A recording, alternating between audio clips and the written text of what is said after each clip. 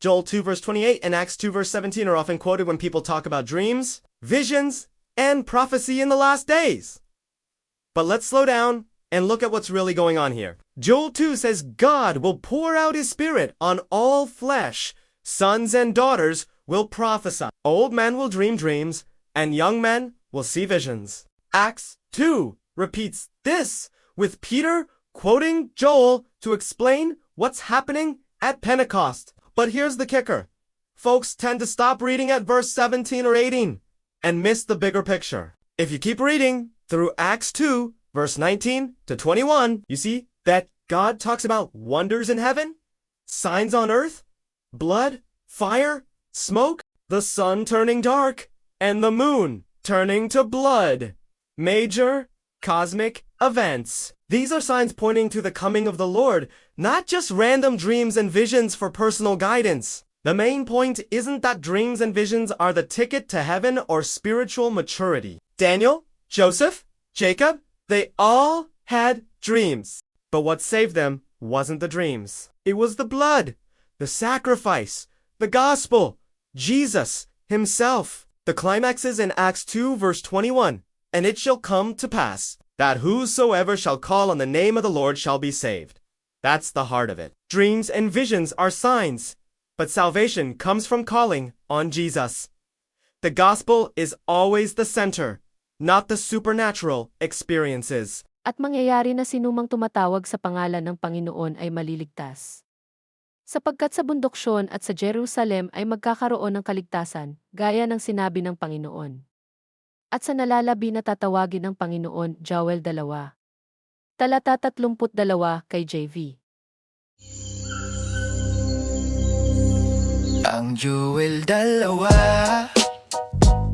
talata 28 at gawa 2, bersikulo 17 ay madalas banggitin kapag pinag-uusapan ng mga tao ang tungkol sa mga panaginip, pangitain at propesya sa huling mga araw. Pero bag-alan natin at tingnan kung ano talaga nangyayari dito. Sinasabi sa Joel 2 na ibubuhos ng Diyos ang kanyang espiritu sa lahat ng laman. Magpro-propesya ang mga anak na lalaki at babae, magkakaroon ng panaginip ang mga matanda at makakakita ng mga pangitain ng mga kabataan. Inuulit ito sa gawa 2, kung saan sinipi ni Pedro si Joel upang ipaliwanag ang nangyayari sa Pentecostes. Pero ito ang nakakagulat, ang mga tao ay madalas tumigil sa pagbabasa sa talata 17, 18 at hindi nakikita ang mas malaking larawan. Kung patuloy mong babasahin ang gawa 2, 19 hanggang 21, makikita mo na nagsasalita ang Diyos tungkol sa mga kababalagan sa langit, mga tanda sa lupa. Dugo, apoy, usok, pagdilim ng araw at pagiging dugo ng buwan. Malalaking pangyayari sa kalawakan, ito ay mga palatandaan na tumutukoy sa pagdating ng Panginoon. Hindi lamang mga random na panaginip at pangitain. Para sa personal na gabay, ang pangunahing punto ay hindi na ang mga panaginip at pangitain ang susi sa langit o espiritual na. Pagkahinog, Daniel, Joseph, Jacob, lahat sila ay may mga panaginip, pero ang nagligtas sa kanila ay hindi ang mga panaginip.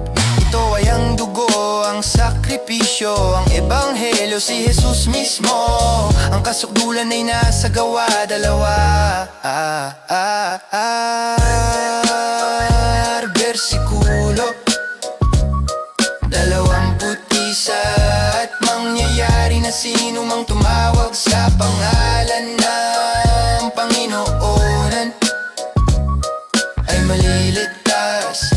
Yan ang pinakadiwa nito.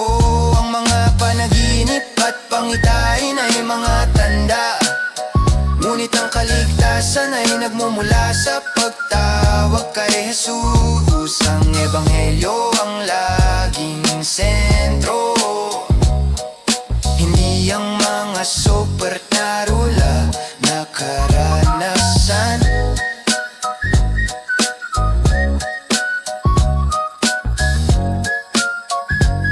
share ko ang channel, si Jesus ay Hari, sa ikaluwalhatian ng Diyos.